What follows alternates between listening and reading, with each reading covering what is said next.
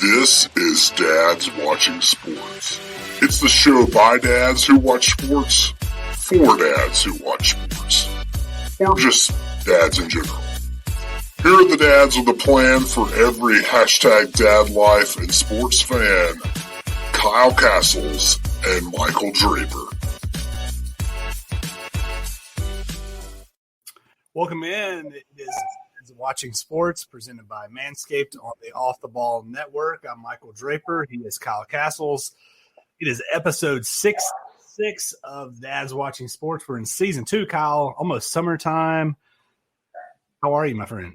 Man, I'm tired. I'll be honest. You both. It's but I'm good. I'm here. I'm bringing the energy. Nice. I'm excited because we got our. Is it a stadiums bracket? Is it sports? It's a sports venue bracket. Venues.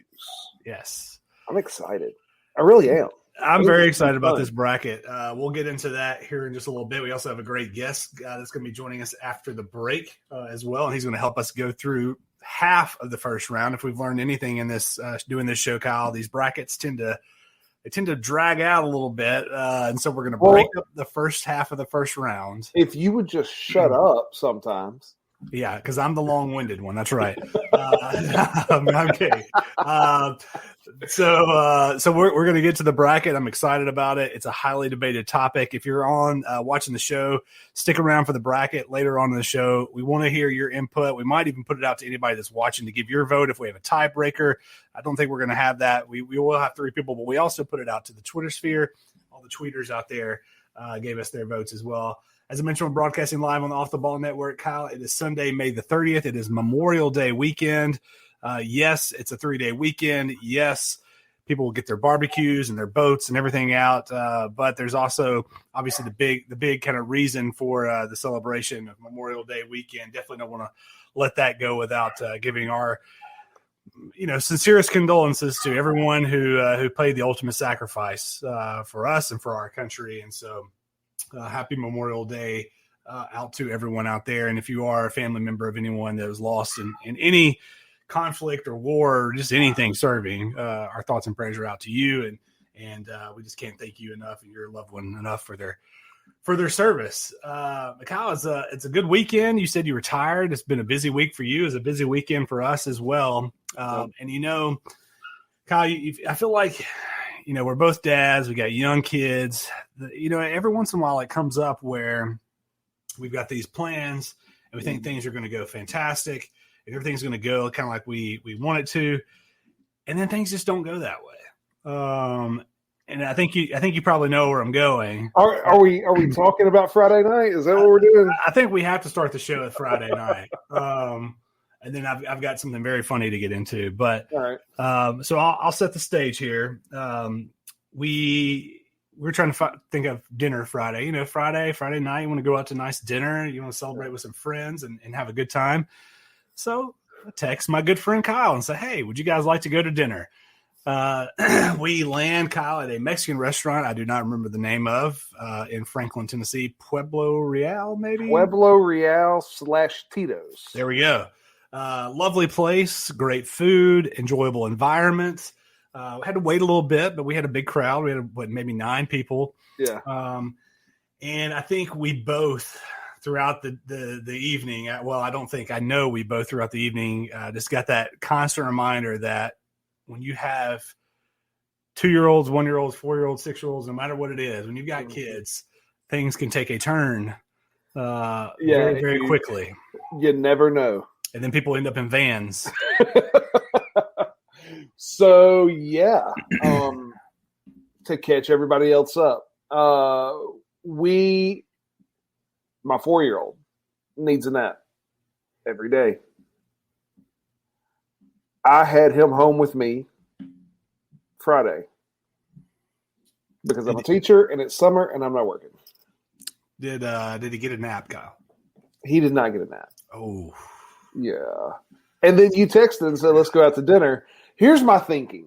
My thinking is we're going to stay home tonight. Does it really matter? I'll just put his tail to bed at like 6:30 or 7 and move on. Fair enough. But then somebody texted and said, hey, you want to go out to dinner? I'm sorry. No, don't be sorry, because I wanted to see you and your lovely bride and your kids. And we actually talked about it when we first showed up. I see you every week on a computer screen. Right. But I don't see you in person very often. Sure. Yeah. And I cannot remember the last time I actually saw you in person before that dinner Friday night. And so, of course, I wanted to go, and we went. And before Jackson, he was cool all the way down. We get to the restaurant. He walks inside good, and then y'all are there, and he gets shy. And being shy is one thing. Every kid gets shy. But all of a sudden, he just quit doing anything he was asked to do. We can get into. I think we will get into it a little bit later with Jack and all of his treatment stuff. But part of his treatments is he has to eat certain foods every night, and we were trying to get that done, and he refused to eat. And Lauren just took his little butt out to the van and said, "You're done. Dinner's over. You're not going to eat. You just come on out to the van." And she got him to eat the foods he was supposed to eat, and that was great. And they came back, and she was able to eat. He was not great, but whatever. I ordered him some food. He didn't eat it. We took it home. He still hadn't eaten it. I don't know. So I got to interject here. Kyle, I don't know if I should say you're the dad of the year or if you caved you folded like a wet towel. Because it was very evident that on Lauren's face, she was like, "I'm not worrying that child anything," and you're like, "What should I do?" And I could see it on your face, like, "Crap, what do I do here?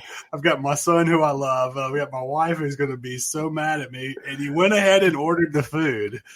I ordered the food, which is a bold move, especially since he still has not yet to eat it. Well, I ordered the food. Here's the thing. Let me introduce. I would have done the exact same thing. Chances. I would have done the exact same thing. So let me put that. Let me put that out there first. But I probably give too many chances. But he started to soften. He started to talk a little. He wasn't talking to y'all, but he was talking to me, saying he was hungry. I got him his food.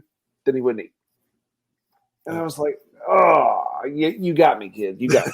That's right. That's fine. And throughout all of this, our children, my two children on the other side of the table, are acting like complete fools. My son is just laying on the ground and kicking the wall and climbing up the other wall, and Emma's climbing on my back. So again, we left there exhausted. Yeah, not about y'all, but we left exhausted. We were like, "What just happened?"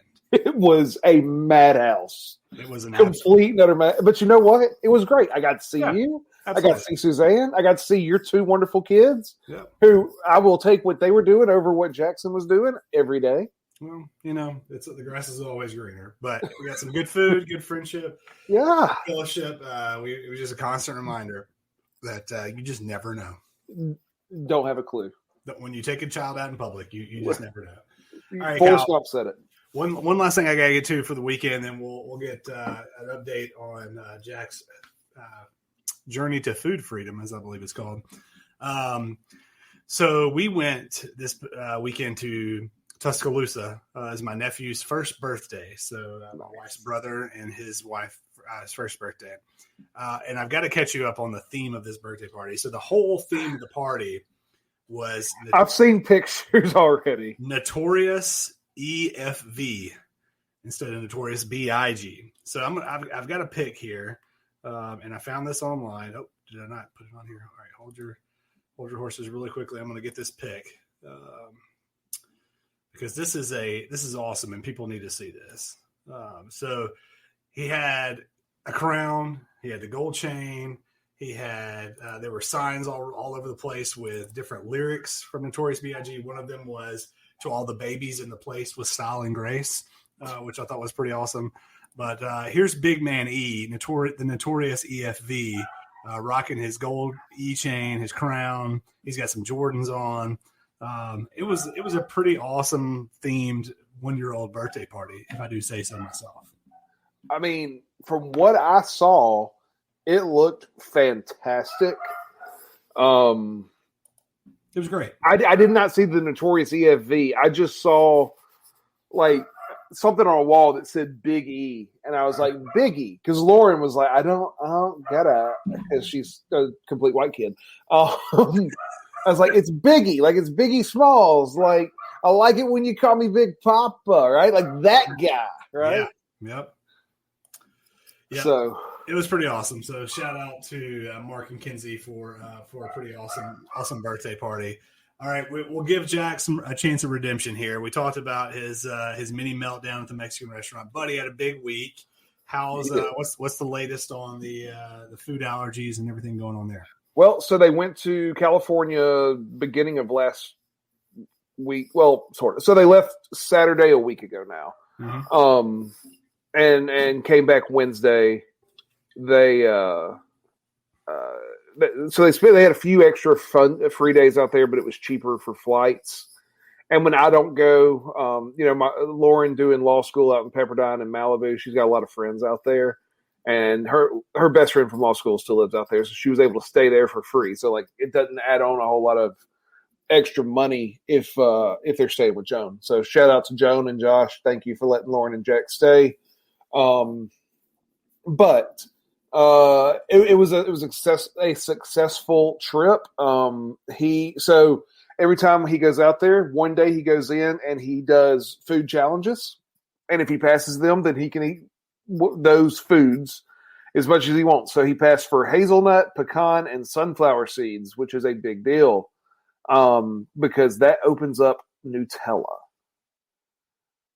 and Nutella is always a good thing. Always a good thing.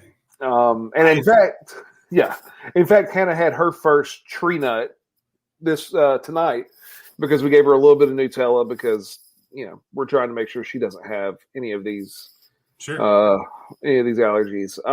So now, so the second day, so the first day he goes in, he does those challenges, and he has to eat a pretty large portion of whatever the food is in 10 minutes.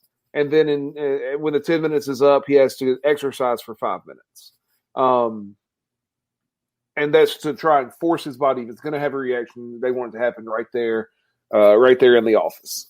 The second day is where they do a dosing appointment. And so we have a 7-week span here where Jack is eating macadamia nuts, walnuts, and mustard seed. And he has to eat those every night. But they give him a larger dose than we start with at home to say, is he going to have a reaction? And he made it through those fine. So he is home and eating macadamia nuts and walnuts and mustard seed every night. And when we go back at the end of July, he will challenge those. I suspect that he will do just fine with those. And we're starting the scary one at the end of July. He will dose one of the 2 nuts that he is actually anaphylactic to, and that is pistachio. That is terrifying to me. But if this place seems to know what they're doing, and they say that because macadamia nut and pistachio have similar protein makeups, that as he eats more macadamia nut, it's going to pull that pistachio out of the anaphylactic zone, and he'll be okay. So then we can start with a small amount of pistachio and build up, and he'll eat 20 or 30 pistachios in 10 minutes when he finishes this, which means he can eat whatever he wants whenever he wants. Yeah. So food freedom, it's there, but man, this is a tough deal.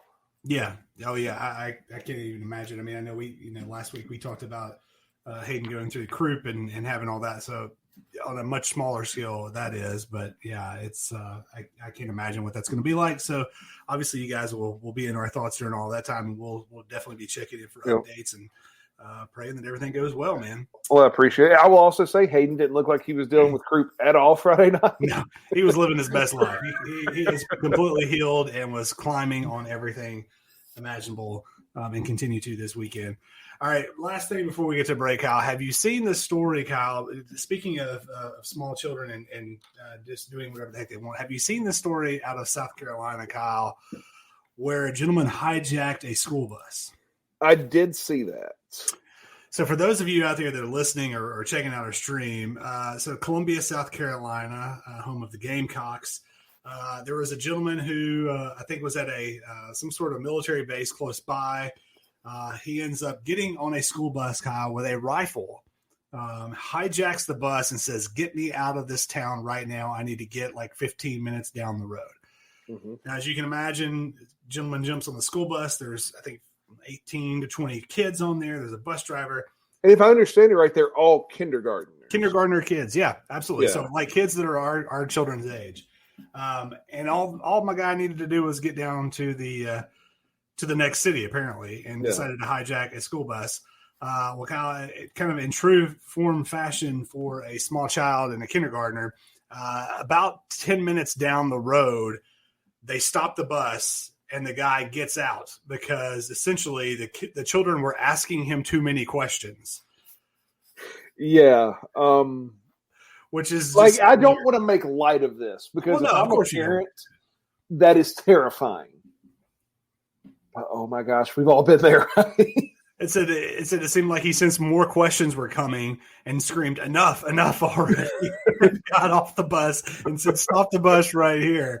Again, scary situation as a parent. But can you just imagine getting onto a school bus with 18 kindergartners and you have a rifle and they don't really care about that. They're more like, "Well, what are you doing? Why are you on our school bus? Are you going to kindergarten? Why are you going to this next town? What do you need to do there?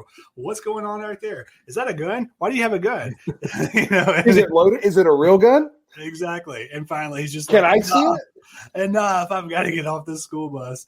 I saw that. And yes, as a parent, it is very scary. But it's also pretty hilarious that's it's great that that's the way that went. But It's pretty hilarious that that's the way that it went as well. All right, we're going to go to a break. Kyle, when we come back, we've got Kenneth Cotterill. He is from the Shooter Shoot Sports podcast. He's going to talk just a little bit about what he's got going on here, also part of the Off the Ball Network. We're going to talk a little bit about the NBA playoffs. And then, Kyle, Kenneth is going to join us for the sports venue bracket. We're going through the first half of the round of 64.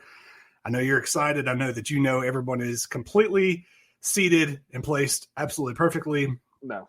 And so we'll be right back on Dad's Watching Sports. Big news in the Dad's Watching Sports podcasting world. You've heard us mention it on the show already. We are now part of the Off the Ball Podcast Network.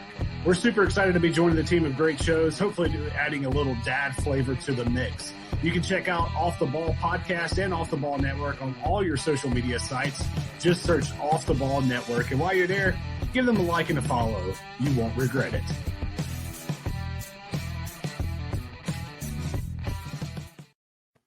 Welcome back to Dad's Watching Sports. I'm Michael Draper. He is Kyle Castles. We are the dads who watch sports. If you're checking this out online, go ahead and jump in with some comments. I know you will be jumping in with some comments as we get into our bracket. That's right. The latest bracket from Dad's Watching Sports, our sports venue bracket. Kyle, we ranked the top 64 sports venues in the world, Kyle. Not North America, not the United States, in the world. Why would we limit ourselves? Why would we limit ourselves? Exactly. There are a lot of them across the United States, but there's quite a few across the world as well. And when I put out that we were going to do this bracket, I had one of our comrades at the Off the Ball Network reach out and say, "Hey, I've got some great ideas of some venues that need to be in that bracket." And I said, "Hey, well, why don't you come on and help us pick some of that?" So we're going to bring on Kenneth Cotterill. He is from the Shooters Shoot Sports podcast. Kenneth, how's it going, man? I'm doing really well, guys. Very happy with the bracket as a whole. There's a nice little mixture there as far as international and obviously American sports venues. Unfortunately, my Saskatchewan Roughriders and Mosaic Stadium didn't make it, but I don't see a lot of votes being cast for the CFL given the lack of coverage around it. So completely understandable why it didn't crack the the top 64. That was on my my almost there, kind of the honorable mention list. I had you guys there, but it didn't quite make the bracket. So, Kenneth, tell the listeners and those checking out the live stream just a little bit about yourself and about your show, your podcast, and then a little bit about kind of what you do with Off the Ball Network as well. Definitely. So my show's the Shoot or Shoot Sports Podcast. I'm up here in Regina, Saskatchewan, Canada. Started my podcast coming up on 2 years here. Just started it with a buddy here. We had friends of ours who had started a baseball podcast, and we were sitting around the one day and saying, like, why haven't we tried doing a podcast? We've talked about it for so many years, and it was something, especially we're seeing it through the pandemic, especially the growth in the podcasting space. Mm-hmm. And so we decided, we wanted to start our own basketball podcast. And we had originally started just talking basketball. And then over the last number of months, me and my new co-host, we've been exploring other sports and things of that nature. So we do shows live Tuesday nights at 8 p.m. Eastern time. Talk about everything from golf to soccer to NHL, NBA. We try and cover a lot of different sports and even in the gambling space as well. So as far as what I do with Off the Ball Network, I also write golf betting article every single week. Didn't have a great week this past week, but that's gambling for you. Bet responsibly. And definitely excited moving forward with Off the Ball Network. Yeah, we've been really enjoying our time with Off the Ball Network. We've been around with them, I guess, since the beginning of the year. We switched over right before the beginning of the year, and it's been great to be around with Chris and Mo and all those guys there. There's a lot of great content, so definitely make sure you check out Shoot or Shoot Sports Podcast again. That's Tuesdays nights at 8:30 p.m. Eastern time, and we definitely want to check them out and all the great stuff that they've got going on. Let's see, Dads and Kenneth is the collab we need. That's right, Mo. It is absolutely. Mo joined us last week, so you got big shoes to fill after Mo came on last week, Kenneth. And then looking good, Kenny from Steel Curtain PEH. Thanks you for checking out the show as well. And guys, please stick around and wait around for our sports venue bracket. We'd love to get some takes on that as well. So Kenneth, one other question I want to ask you, just about, we're talking about the best sports venues, and you kind of take that with teams, like what teams you're a fan of. And back a couple of months ago, we did a whole show about being a fan, and we interviewed people from the network and from other parts of life that are just sports fans, and talked about like how they became a fan of teams. So what are the teams that you're a fan of, and how did you kind of become a fan of those teams?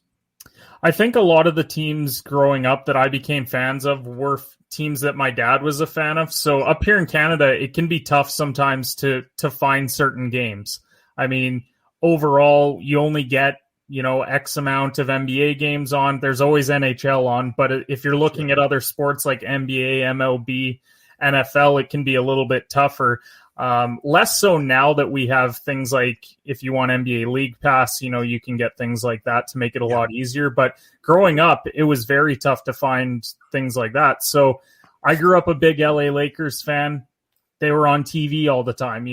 Me growing up, it was Shaq and Kobe. And so, they were constantly on TV. The Dallas Cowboys. I know I'm going to sound like the worst fan of all time, given all of the teams that I have, but a lot of it just has to do with who's on TV.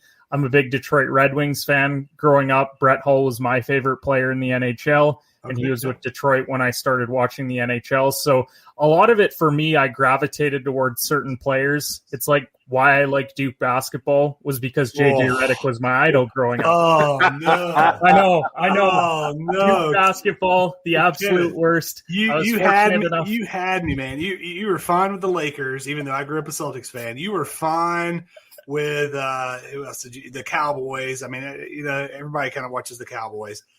But Duke basketball, man, we've got to educate you better on some college basketball, because that just can't stand. We can't stand for that. I mean, I was always a fan of JJ. I was fortunate enough to have him on my show last year. So growing up, just overall a fan of watching that. And college basketball, you want to talk about a sport that's tough to find games for. Oh, I can imagine. That's it, exactly. So Duke was on all the time. They had it on ABC. And so that's kind of who I gravitated towards as far as college basketball goes. And then MLB, I was a big Johnny Damon guy growing up, was a huge fan of him when he was with the Red Sox. And I just started getting into baseball as they were going through their first World Series there in a long time. So that's how my sports fandom goes. Now, people obviously will hear all the teams that I have and be like, oh my God, that is a mixture of teams. But I'm not fortunate like a lot of people in the States where, if you live in Minnesota, you're probably a Twins, T-Wolves, those are kind of your teams. Right. So it's tougher when you're up here in Canada. Sure. Yeah, and I think, Kyle, you can attest to having teams that are on TV because I would imagine that's how you became a Cubs fan was the Cubs were on WGN every, 3 days. Yeah, well, I don't know if you know this. I think I've told this to you. I don't know anymore. But, Rafael Palmeiro's in-laws go to church where we grew up, right? Yes. And so through that, he played at Mississippi State, and I grew up a Mississippi State fan. Like Rafael Palmeiro played for the Cubs. I watched the Cubs. They're on WGN. I can watch them anytime, basically. Ryan Sandberg becomes the player for me, and it kind of builds from there. Now I got a kid named Wrigley. So it's a thing. It is, yeah. And I mean, I'm not overly a fan of any team that we grew up around. My dad's from Kentucky, so I'm a University of Kentucky basketball fan. So that's why the Duke thing just hits me hard. But we'll educate you, man, and we'll get you on the right path, and we'll get you down to Lexington for a game sometime, and get you converted to the real best blue blood in college basketball. Speaking of basketball, you mentioned the Lakers fan. Lakers, won the title last year down in the bubble. We're back in the NBA playoffs. It's been an interesting playoff series. You got Milwaukee, who's just looked like world beaters. Everybody was jumping on the Knicks bandwagon, and now they look like they're just on the heels of being eliminated. Over in the West, it's just kind of like all over the place. So, big NBA guy, what have been some of your thoughts, or maybe some surprises, or any kind of thoughts that you have so far on the playoffs? I mean, right out of the gate, when Utah was missing Donovan Mitchell for game 1 and the 8 seed upsets in that opening game, I thought that we were in for a phenomenal series. And Utah's obviously now up 2-1. It looks like they're going to cruise. But the emergence of the young stars that you've seen in this playoffs, I think, has been phenomenal. Trae Young going up against the Knicks, going into the Garden, hitting that big shot, having the signature moment of his young NBA career. You've got Ja Morant. He's in elite company now. He scored over 100 points in his first 3 playoff games combined. There's very few guys that have done that. So that's a huge shout out to him. You've got Luka Doncic, who's got the Clippers on the ropes right now. So I think this is just going to show that, even as a Lakers fan, we know LeBron is on the tail end of his career. He's only got so long left, but the league's in great hands. We saw Jason Tatum drop 50 points the other night to beat Brooklyn. I wasn't sure if they were even going to get a game off of them. And then, of course, Brooklyn won again tonight. They put up 141 points, which was just goes to show how good Brooklyn can be. I don't think that there's been any major upsets per se, but there rarely is in the first round. You might get 1, maybe 2 out of the 8 series in the first round, but the NBA is such a top-heavy league that I think it is tough to beat a team 4 out of 7 times, and that's why we haven't seen that many upsets so far. Things obviously can change. We saw the Lakers. They had Anthony Davis get hurt today. He's going to be reevaluated, hopefully back for Game 5. But you could see the Suns win that series. They would consider it an upset, even though they're the 2 seed. But that's kind of the effect of LeBron and AD. So overall, it's been a great playoff so far. Yeah. So in the Eastern Conference, you got the 1 seed Philly, who's kind of rolling. We already talked about Milwaukee. Milwaukee looks really, really good. And then you've got New Jersey or Brooklyn, New Jersey, Brooklyn, and taking it back to like the Jason Kidd, Vince Carter days, Kerry Kittles. So you've got those 3 teams, and obviously Atlanta looks like they're going to move on. They'll be the 4th there. But out of those 3, I mean, all 3 of those teams have looked really good. New Jersey, Brooklyn seems to be kind of the team everybody's thinking will probably make a push through. But of those 4, maybe 3 teams left in the East, who do you think comes out of that? I mean, Milwaukee looked really good against Miami, but Milwaukee's problem has never been getting out of the first round. Sure. It's always been once it tightens up, once you go up against those next teams, they've seemed to struggle. One of my criticisms of Budenholzer has always been that he doesn't make adjustments in the playoffs. He's a really good regular season coach, and he beats the teams that he should. But then once you get to the playoffs, it can be a bit of a different story. So I still think it's Brooklyn's to lose. I look at what they did tonight, where Kyrie and KD both had over 30 points. You had Harden with like 25 and 15. Like, I just don't know another team that can put up consistently between 3 guys 80-plus points and really make a run at them. Like, Brooklyn's at a point where they're not less so worried about defense because they know they can score 130 points pretty much any night. So that's what makes it so tough going up against them. I just think they have too much star power. Now, the one matchup that I would like to see them would be facing Philadelphia, and it's because I don't know if they can shut down Joel Embiid. Right. We've seen Joel in this Washington series. Like, Beal and Westbrook haven't been the problem. The fact is you just can't stop Joel Embiid. So who is it going to be on Brooklyn that can do that? It's not going to be Blake Griffin. I don't think DeAndre Jordan can do it. So it might just have to be let Embiid get his, make sure that Simmons and Tobias are kept in check. But that's the only team I see in the East that could really give Brooklyn a run. Sure. Yeah. Well, it's going to be fun to watch it all play out over the next month or so. And definitely look forward to hearing what you guys have, what your thoughts are as we progress through the playoffs. We're going to go to a break. When we come back, I want to get your take on some of your favorite sports venues, and then we're going to get into our bracket. But we'll be right back on Dad's Watching Sports. We've got the best sports venue bracket. If you're logging on, if you're checking us out here live, be ready to shoot some comments in. We know these are going to be some controversial picks and seeds and topics. We'll be right back on Dad's Watching Sports. Coming up next week on Dad's Watching Sports, we go through the second half of the round of 64 in our best venues and sports bracket. We go to the Madison Square Garden region. That's right, the Mecca for basketball. Also, we make our way to the old country, to the birthplace of golf, St. Andrews region. All that and more next week on Dad's Watching Sports.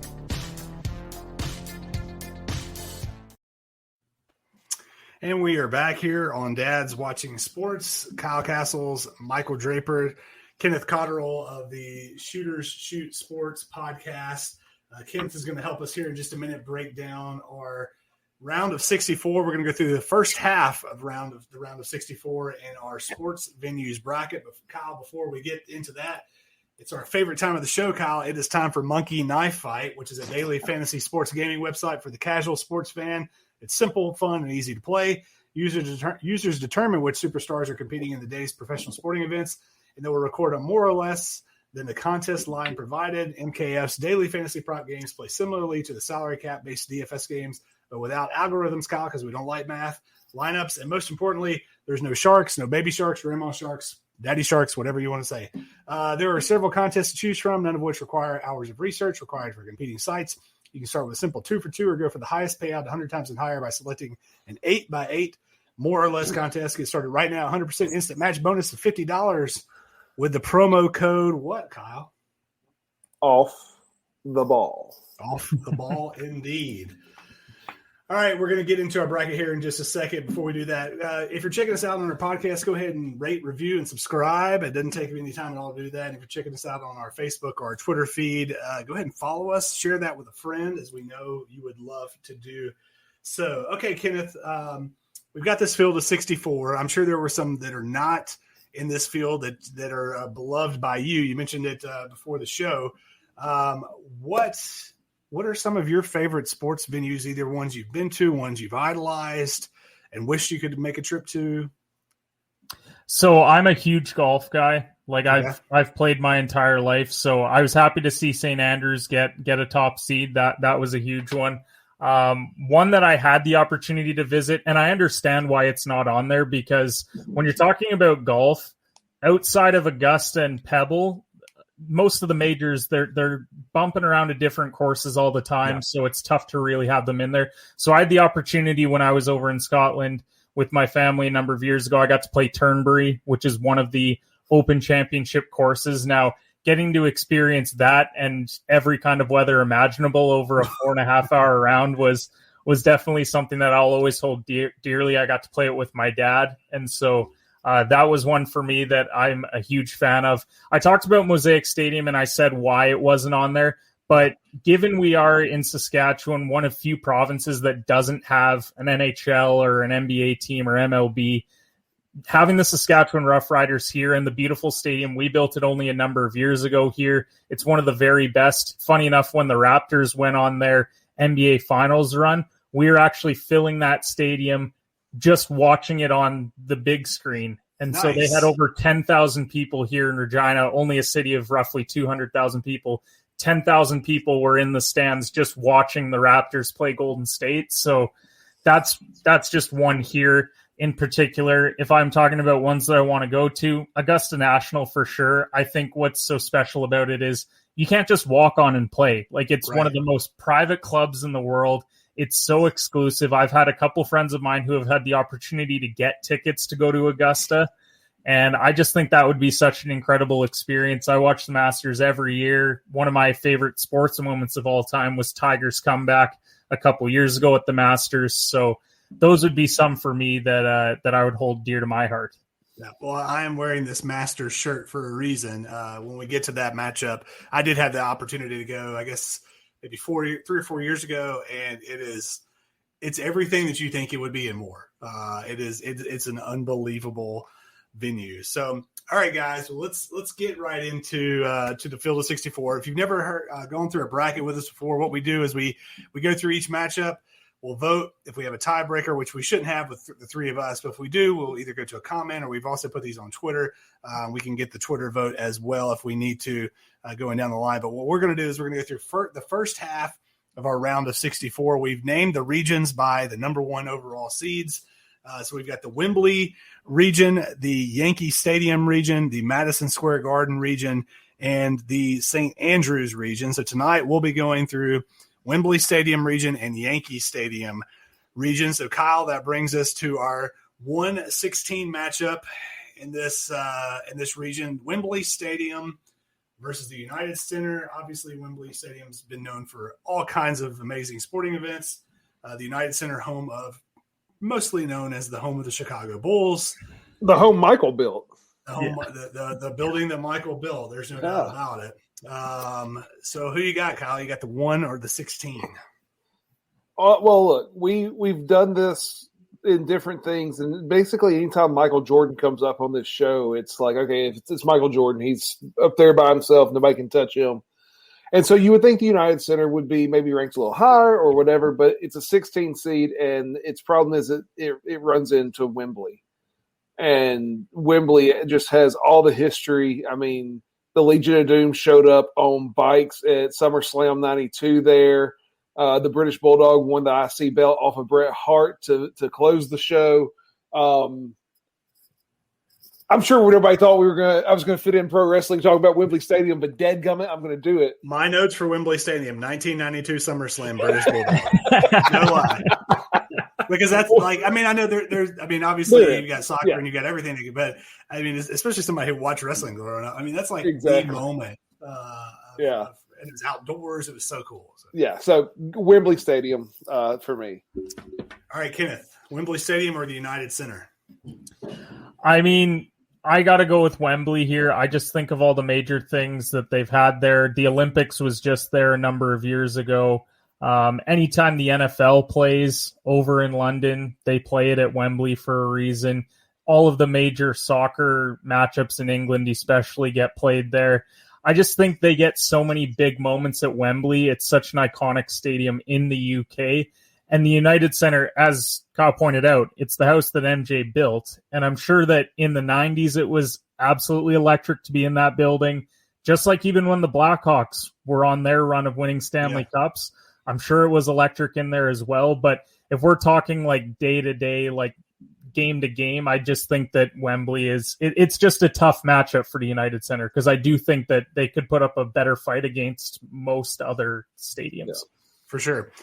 All right. Well, I was going to vote Wembley anyways, but it's already decided. So you guys took care of that for me. So Wembley moves on to the round of 32, where it will face the winner of the 8-9 matchup. That's the Montreal Forum versus AT&T Stadium, also known as Jerry World, down in Arlington, Texas. Let's see, Kenneth, we'll let you vote first on this. Montreal Forum or AT&T Stadium? So the Montreal Forum, it's a national historical site here in Canada. However, I was going to say, that's enough to win. However, it's also in Quebec, which most Canadians could take or leave Quebec in that regard. Nice. No, in all seriousness, I mean, it's the home of the Montreal Canadiens. They won 15 Stanley Cups there. Absolutely iconic place. But just AT&T Stadium, I'm obviously a big Cowboys guy. The amount of big events that have already been held there just in the number of years that it's been there. They had the NBA All-Star game there, had over 100,000 people there. Can't imagine being in the nosebleeds for an NBA game. Was a ton of fun, but it would be the experience as a whole. So I'm going to just barely give it to AT&T Stadium, because I think it changed the game as far as stadiums go, just like the spectacle of it all. I get that. I've been to AT&T Stadium. I saw Kentucky play UConn in 2014 for the national championship. Unfortunately, the Huskies knocked off my Cats. But Kyle, did you know that to the best of my knowledge, there's only one sporting venue that has had an event known as the Good Friday Massacre?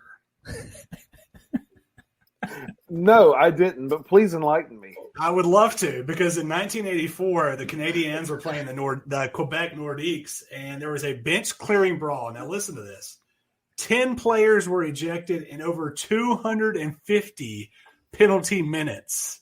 That alone gets my vote for the Montreal Forum. So I'm going Montreal Forum over AT&T Stadium, because I only have one memory of AT&T Stadium, or one time been there, and it was a bad experience. You break the tie, Kyle. So Kenneth, you brought up the nosebleeds at AT&T Stadium. Look, you got to remember, they have that screen that stretches 80, 100 yards, whatever it is. You can see anything you want. It's Six Flags over Jerry. I mean, but we're talking about the most storied building in hockey history. Look, to me, history is more important in something like this than the spectacle. Everybody can put lasers up, anybody can do fog machines, anybody can get a big screen, like all that can be done. But the history that is involved, that sits inside of the Montreal Forum, can't be matched by AT&T Stadium at this point. So I'm moving on the Montreal Forum.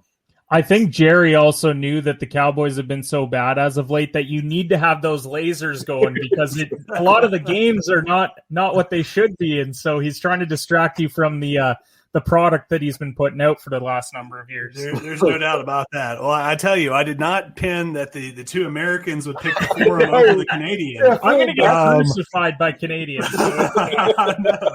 I know, but you did say you're a Cowboys fan. So, all right, let's move on to the next round, next matchup in that bracket. We've got the 5 seed Notre Dame, the Fighting Irish of Notre Dame, their stadium, versus the 12 seed Happy Valley, which is Penn State's football stadium. So we got two college football stadiums going head to head here. I'll make the first pick. Look, I love Rudy. I think Notre Dame is a bucket list place to go watch a game.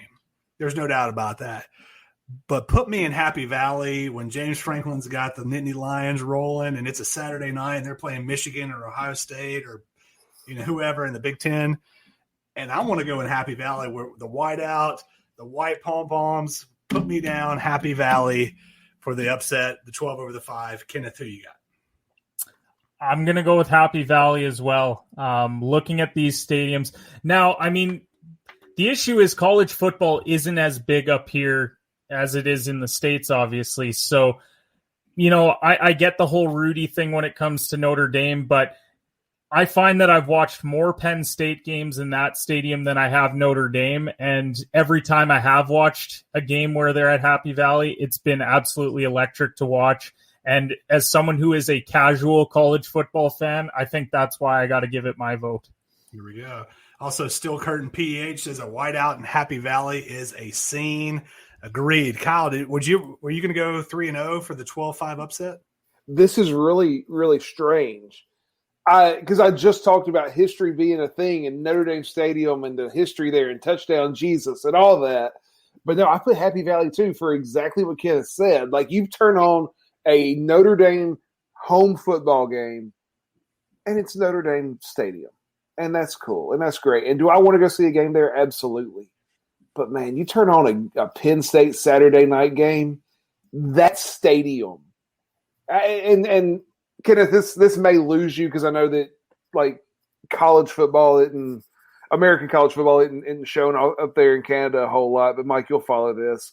Penn State, Happy Valley looks like on a Saturday night an SEC stadium. Yes. And I can't say that about any other Big Ten stadium.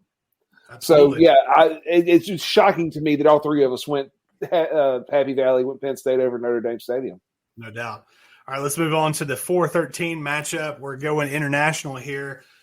We've got in Rio de Janeiro, the Maracana Dome versus the Oita Bank Dome. Maracana, Kyle, I don't know if you know this or not, hosted the first – there was no massacre here, but hosted the first World Cup post-World War II. I did not know that. It was in Brazil, Rio de Janeiro. It was actually the fourth World Cup ever, and it was the first one after World War II. They had a bunch of countries that did not participate for obvious reasons. So, Kyle, we'll start with you. You got the 4 or the 13 seed?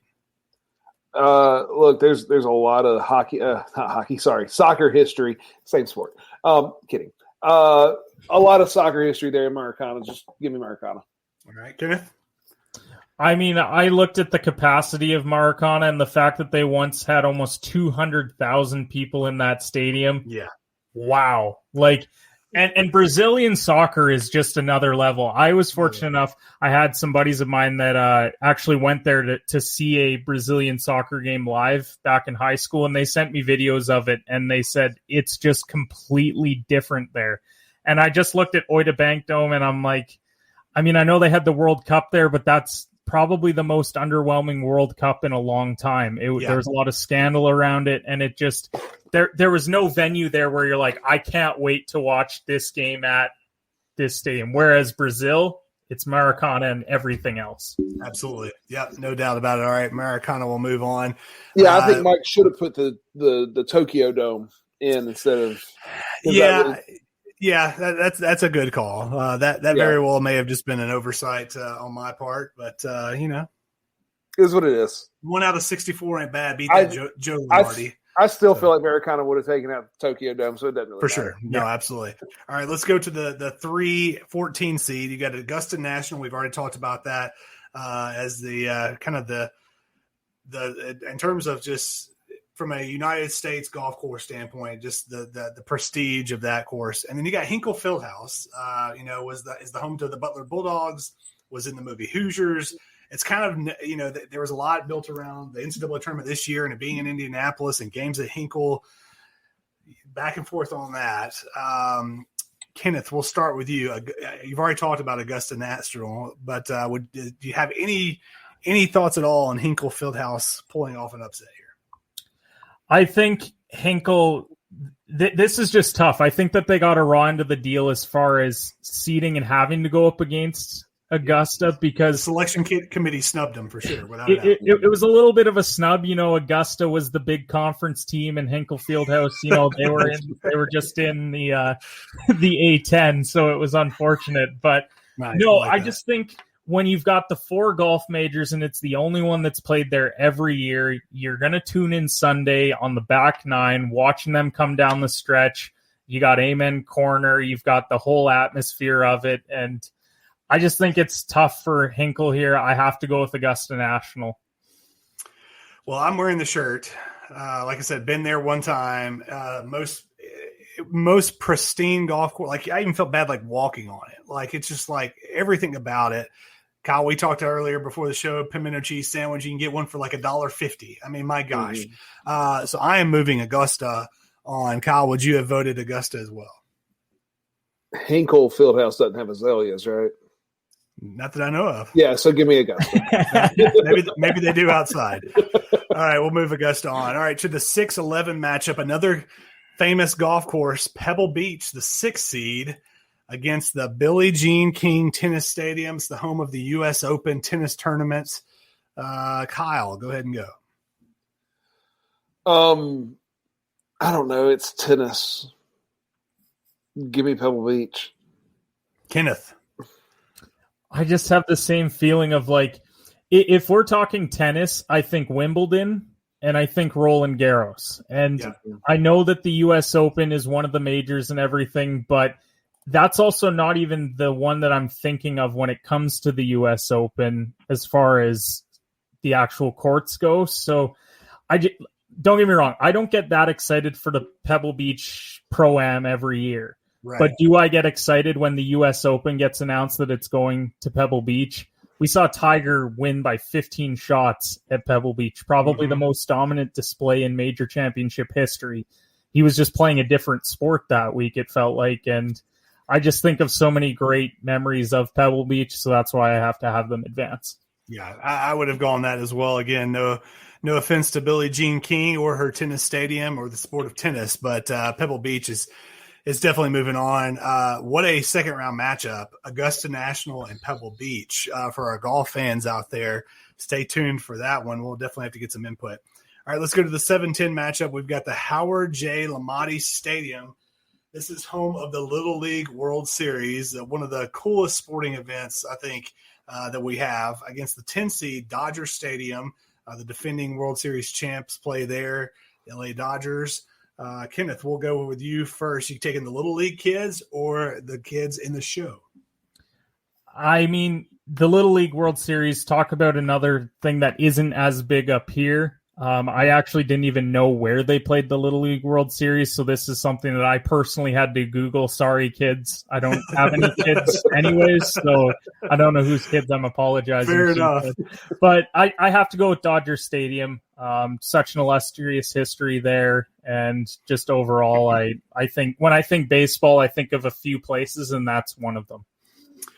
So, Kyle, you played Little League. You have 2 kids that play baseball, but your wife's a Dodgers fan, so it's only fitting that I'm going to let you make the tiebreaker here because I'm going with Howard Lamade Stadium for the Little League World Series. So I'm going to put you on the hot seat.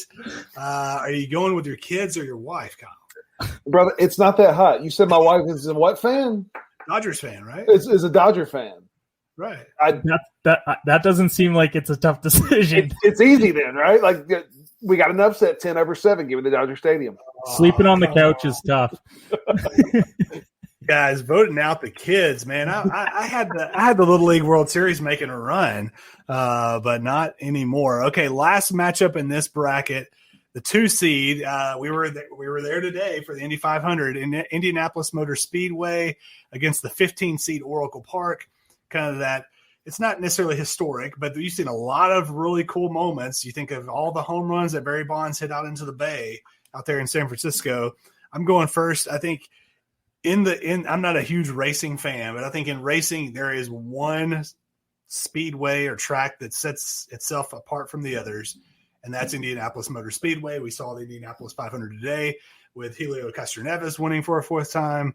I've got to go Indianapolis Motor Speedway. Kenneth, what do you got? The extent of racing knowledge for me comes from me racing my buddies in a golf cart. Nice. However, when I think of racing, I think of the Indy 500, just like the name pops. And I watched it on TV. It looks like an absolutely electric place to be. Oracle, it's had its moments, but I just think that the Indy 500 takes it here. All right, Kyle, would you have voted any differently? I actually would have. I would have voted Oracle Park here. I understand it's the Brickyard. I understand that Indy 500 is a thing. I get all of that. But Oracle Park, to me, it's one of those really just aesthetically pleasing, beautiful baseball stadiums, and I was trying to set up Dodgers Giants in the round of 32 so that I could then also help my wife out. Like, see, I didn't even pick the Giants here. All right, so I was trying to get some points. Well, sorry to do that to you, Kyle, but the Giants are not going to be moving on. Dodgers did, though. Dodgers did. That's right. With your vote. With your vote, may we add. Okay, so we're set for the second round in that bracket. So we've got Wembley Stadium against the Montreal Forum. Again, we will mention Kenneth did not even vote for the Montreal Forum. If we had the two Americans doing it. You might have to move down here. You might need to move south after that. I said, Quebec is about as far away from where I live, so if they want to fly all the way here to do something about it, that's hilarious. In the next matchup, we've got the 12 seed Happy Valley going up against the 4 seed Maracana. We've got the golf battle of the 3 seed Augusta National versus Pebble Beach, and then we finish it up Dodger Stadium, the 2 against the Indy Motor Speedway, the 2 seed. All right, let's get to the second part of the bracket, and then we'll get the show out for this week. You got the 116 matchup, another baseball stadium, widely known, Kyle, despite no matter what you say, as the most historic baseball stadium of all time. Yankee Stadium against the 16 seed Soldier Field. It's where the Chicago Bears play, Monsters in the Midway, et cetera, et cetera. I will vote first, and I will go with Yankee Stadium. Kyle, who do you have? So this is old Yankee Stadium. This is the house that the Babe built. Yeah. Okay, then Yankee Stadium. Kenneth, not that it matters, but would you have gone Yankee Stadium or Soldier Field? Yeah, I got to go with Yankee Stadium, even as a Red Sox fan. Just respect for that building. All right, the 8-9 matchup, you got Allianz Arena. It's home of Bayern Munich, one of the most famous soccer arenas across Europe and across the globe, against one of the more famous college football stadiums, Kyle, the Death Valley. It's where teams' dreams go to die, is what they said. That's why it's called Death Valley in Baton Rouge, Louisiana. 8-9 matchup, Kyle, you got Death Valley or Allianz Arena? Well, I've been to one of these. I've been to Death Valley. You've been to Death Valley, I know, because you were on the sideline for one of those games. I was there. It was Eli Manning's senior year at Ole Miss. So there was a lot of hype, a lot of hoopla going on, and Death Valley did not disappoint. It was a heck of an atmosphere, and Mike the Tiger in the cage right outside the set. Like it's just a cool spot. Give me Death Valley. Kenneth. I have to go with Death Valley as well, despite being a major soccer fan, because to me, there's just better soccer stadiums. And I just put like the big clubs. I know they tried creating a super league and what a flop that was. But when you think of the big clubs in Europe and the big stadiums that go along with it, that's one that kind of gets lost in the shuffle. When you think about where Real Madrid plays, you've got Camp Nou for Barcelona, Old Trafford. We talked about Wembley. Like, it's just so far down the list. Whereas in college football, like, Death Valley is so high up there that I just think that overall, if we're comparing the two in their respective sports, I think Death Valley is up there a lot higher than Alliance Stadium would be. I agree. I would have gone Death Valley as well. I believe, I can't remember the game. I think it was against Auburn in like the mid '90s where they it registered on the Richter scale when somebody scored a touchdown. So when that happens, you gotta give major props, and it is a great place to take in a game. All right, the 5 seed FNB Stadium. It's known as Soccer City down in Johannesburg, South Africa, against another racetrack. Remember the 12 seed, Kyle, Talladega Super Speedway, baby, Vega.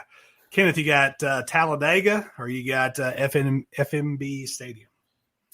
I have to go with FNB Stadium in Johannesburg because I was fortunate enough when the World Cup was happening in 2010. I was over in England during all of it. And so while England absolutely flopped at that World Cup and people were not very happy about that, just watching it there with true passionate soccer fans and the vuvuzelas, don't get me wrong, that's got to be one of the worst inventions in sports because listening to that thing go, like for 90 minutes, it can be tough. You watch those games on mute, but you can tell from the crowd, just the overall atmosphere there, they truly love soccer there. And I got to go with Johannesburg Stadium because of that F&B Stadium, because I just think of that World Cup and how iconic it was. First World Cup ever in Africa, too. Yep.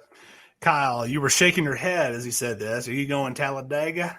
Hey, look, I've been to Dega. I had seats probably and about you survived. Probably about 100 yards down from the start finish line. And on the last lap, I forget who it was, but some car ended up into the fence. Nice. And I mean, it was coming at me before the fence threw it back to the track. In fact, one of the tires popped up over the fence and hit people in the stands. You can't beat that. Give me Dega. Well, you can beat that, and it's going to happen right now with F&B Stadium moving on, because it's just a much better stadium than Talladega. All right, let's move on to the 4-13 matchup. Kyle, this is one that's near and dear to you, so I'll let you vote first.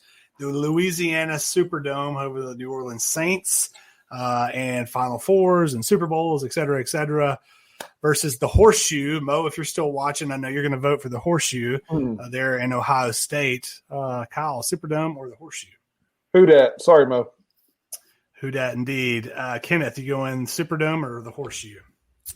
I got to go with the Superdome here. I respect the Horseshoe quite a bit, but just as far as what I've watched in games that I've seen, the Superdome has always lived up to expectations for me. Yeah, I was going to vote the Superdome as well. I've never been to the Horseshoe, but I did see a grown man pull down his pants at the Superdome when I was about 8 years old. And then, ever since then, I thought this is either the greatest place or the worst place ever. And I've been there for a couple of SEC basketball tournaments as well, and it worked out pretty good for my team. So I would have gone the Superdome as well. The 3-14 matchup is next. It's an interesting one because you've got the Boston Garden, and we're talking old Boston Garden. So, I mean, like, tens of championships for the Celtics. Then you've also got the Boston Bruins. So you got the old Boston Garden against Caesar's Palace. And you think Caesar's Palace, that's not that great of a sports venue, but you think about all the fights that have gone on there. Yes. Just the spectacle of Caesar's Palace. So, Kyle, you said yes. I'm going to toss it to you first because it seems like you might be picking an upset here. Look, this was probably the hardest matchup for me tonight. Because, man, that Boston Garden, that the parquet floors and all that, like that, right? But there's a lot of history there at Caesar's Palace with the boxing matches, right? And we can get into that a little bit with like the Garden, in Madison Square Garden. But I'm going Caesar's Palace. I just feel like there's a lot of history. Plus, who was it? Bobby Heenan came in on a camel backwards at WrestleMania 9. See, I can make wrestling references for a lot of these. Yes, you can, Kyle. No doubt about it. All right, Kenneth, Boston Garden or Caesar's Palace? I can't wait to look that up on YouTube after riding in on a camel backwards. That's phenomenal. I got to go with the Boston Garden here, and I'm a big Lakers fan, so that sucks giving credit to Boston in any sense, but as you wear a Boston Red Sox hat. Yeah, I know, right? I know. But I just think of the Boston Garden, and I think of all the games that happened there, the Lakers, Celtics. You talk about the Bruins as well, and I just think there's so much history there in multiple leagues, and I have a great respect for boxing and all the great fights that happened there. But Caesar's Palace that's a tough seed to get right out of the gate, because I feel like they could have given a lot of top seeds a run for their money. Yeah, without a doubt, man. So that means I've got to break this tie here. So I grew up a Celtics fan, not really a Celtics fan anymore, but man, I watched a lot of games that took place in the old Garden. But then you think about the history of Caesar's Palace. You think like 1980, Muhammad Ali gets knocked out by Larry Holmes. I mean, just some of the biggest fights in the world have taken place there. Mm-hmm. I think I've got to go Caesar's Palace too. I'm sorry, Kenneth, but I'm going. That's a fair upset, though. Like Kyle said that this was his toughest matchup. For me, it was as well, because there's just so much history in both places that it's a tough one. But hey, March Madness, 14's upset of 3 all the time. That they do, absolutely. So Caesar's Palace moving on. All right, let's go to the 6 seed and the 11 seed. So the 6 seed is Rosenblatt Stadium, you guys, that's always a big one in terms of for college baseball. That's where for the longest time, that's where the College World Series was. I know they've got a new stadium now, but that's kind of seen as like it's the mecca of college baseball. Rosenblatt Stadium against Anfield Stadium, which is the home of Liverpool Football Club, and other definitely sporting events that go on there. Kenneth, I'll toss it to you first. You got Rosenblatt or Anfield. I'm sure college baseball is probably not something you see too much up there in Canada. No, I understand the history of college baseball and how big it is in the States. For me growing up, I'm a big Manchester United fan. Watching them in Liverpool duke it out all the time at Anfield, that atmosphere there was always electric to watch. So I have to go with Anfield just because, and it's probably naive on my part, but not knowing enough about Rosenblatt Stadium. Sure. Kyle? Yeah, the thing is, I know a lot about Rosenblatt Stadium. I'm a Mississippi State fan, and those Mississippi State plays baseball well and has for decades, and so I watched a lot of games there, Rosenblatt, and so yeah, Rosenblatt over Anfield. So I got the tiebreaker again. Well, I went with the upset in the previous matchup. I'm going to do it again. I'm going Anfield Stadium over Rosenblatt, mainly because I'm just not a huge college baseball guy. I mean, I appreciate it, and this is part of me is also a little mad that the Little League World Series didn't get in, and so if they can't get in, then neither can the college kids to the next round. So Anfield will move on to the round of 32, where we've got our last two matchups here, guys. We got the 7 seed Arthur Ashe Stadium. It's one of those stadiums that you alluded to as part of the U.S. Open there, Kenneth. Really kind of the people kind of talk about that. That's the one you really kind of think about, Arthur Ashe Stadium against the 10th seed. And there's a chance for redemption here, Kenneth. The Maple Leaf Gardens. Maple Leaf Gardens up in Toronto. So Kyle, I'll let you start off. Arthur Ashe Stadium or Maple Leaf Gardens? I'm just not a tennis guy. And that's really, I mean, and there's something special about the corner of Carlton and Church Street, right? I know the Maple Leafs play there, and there's been a lot of wins there and a lot of hockey history, and I like hockey more than I like tennis, so give me the Gardens, the Maple Leaf Gardens this time. All right, Kenneth. Well, I do get redemption now because I was going to go with Maple Leaf Gardens. There's no pressure on this one. I had that one ahead of time. Once again, the tennis argument of there's just better tennis atmospheres. Like Wimbledon's got like you wear white and just overall like the whole aura of it and grass courts and everything. I've been to Maple Leaf Gardens. While I live in Regina here, I grew up 2 hours from Toronto, so I've been to Maple Leaf Gardens. Being in that building is just amazing, like the amount of history that's gone on there. As much as I hope the Canadians win in 7, I'm going to go with Maple Leaf Gardens here. All right, I would have gone with it as well. All right, our last matchup of the first half of the round of 64, we're going to the Commonwealth, Kyle, a Commonwealth of Kentucky matchup. This one kind of hurts my heart because it's two things that I love. The 2 seed, Churchill Downs, home of the Kentucky Derby, against the 15 seed. And Kyle, are you surprised that I gave Rupp a 15 seed? I'm not. I felt like that was fair. I mean, I think it's fair. It's fair. Rupp is – I get it. There's a lot of history there. Kentucky basketball is, top 1 or 2 basketball programs in college basketball. Well, okay, so we'll go ahead and pick this. I'll give mine first. I feel like as someone who is a fan of the Commonwealth, I got to get my vote in here. I love Rupp Arena. I've been many a time, and it's awesome. I mean, 24,000 screaming fans packed in there. But I'll say this. When you're playing in North Carolina, a UCLA, a Louisville, a Tennessee, a Duke, that place, I would put it up against any venue on this list when you're playing those teams. When you're playing Wright State, Northwestern State, Evansville, you can hear a pin drop in there sometimes. And so for that reason, it was a 15 seed.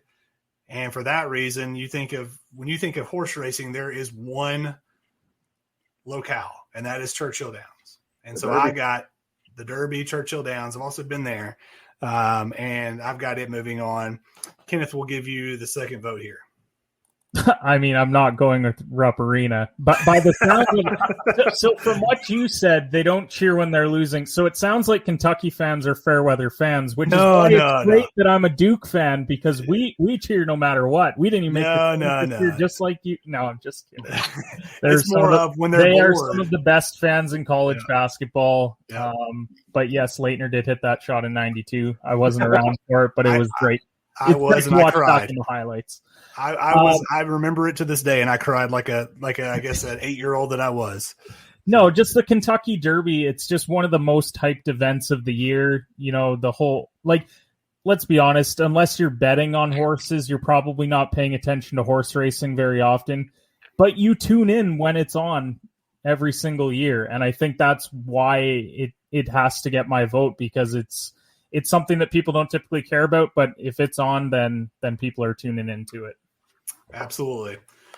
Well, guys, we are through half the bracket. So that part of the bracket is complete down to the second round. We've got Yankee Stadium versus Death Valley. That's a great matchup. FNB Stadium versus the Superdome, Caesars Palace versus Anfield Stadium, and then the Maple Leaf Gardens versus Churchill Downs. Some great matchups. All right, Kenneth, we'll get you out of here in just a second, but I do want to go over to the far side of the bracket. So your Dukies, Cameron Indoor Stadium's the 5 seed against Santiago Bernabeu, the 12 seed. You got Cameron Indoor moving on? I do, but I don't think they're going to move on. The Bernabeu is just such an iconic place. Like Cameron Indoor is great, but it's been great for 30 years. Yeah. Whereas Bernabeu has been great for like twice as long, 3 times as long. So, and the history there with Real Madrid being one of the best soccer clubs in the world game. And if you're not a Duke guy, then you could take or leave Cameron Indoor Stadium. So that's what's tough about it. I don't think they'll move on, but definitely on my bucket list as well of where I want to go. I want to be in Cameron one day. Oh yeah. Yeah. I would love to go watch a game there with, was it like 10,000? That's all they have there. Right. Yeah, no, I would, and all kidding aside, I would love to go watch a game there as well. So, Kenneth, man, awesome having you on. Thanks so much for your insight on the playoffs and really kind of everything going on. And then also just being a part of this bracket. We really enjoyed it. Definitely, guys. Was really a pleasure being on here tonight. I know I was supposed to a number of weeks ago and wasn't able to, but really appreciate you guys having me on. Absolutely. And don't forget the Shoot or Shoot Sports Podcast Tuesdays at 8:30 p.m. Eastern. And you can check out some more content from Kenneth on the Off the Ball Network as well. Kenneth, take care, man. Good to chat with you. Definitely. Thanks, guys. All right. Kyle, it's been a good show. We got through half the bracket. Looking forward to another half next week. Yeah, I mean, I think we're going to have a good little – I'm actually looking at the bracket right now. We got some good Old Tafford and Bryant Denny. Mm-hmm. I think that's going to be a fun one to see what comes out of there. The Dude and LA Memorial. That'll be. Yeah, I was looking at that right now. Yeah, that one's going to be fun. I mean, I love some of these old ones, like the Spectrum in Philadelphia. I'm glad that one's on here. Yeah, I specifically didn't have Kenneth pick that one because that's the arena where Leitner hit the shot against Kentucky. So, well, I mean, there's a lot of stuff. The old Metrodome, Roland Garros. Isn't the Metrodome? Isn't that where WWE had like 90,000 people for was it a WrestleMania or there was some event that they had? That wasn't the Metrodome. That was the one in Detroit. Okay, gotcha. The Pontiac Silverdome. Yeah, that's where they put 93,000 in for Hogan Andre. Yeah, that's 3. Right. Yep. And that WrestleMania has been beat now for the one in Dallas that had over 100,000. Yep, absolutely. Well, we will get into it again next week. We'll have a celebrity guest picker join us as well. We'll get some tweets out to let the Dads Watching Sports Twitterverse vote on it as well. Thank you all for doing that this week. But yeah, this has been Dads Watching Sports. We'll talk to you next week, and we hope to have a full field of 32 in our sports venue bracket. We'll see you next week.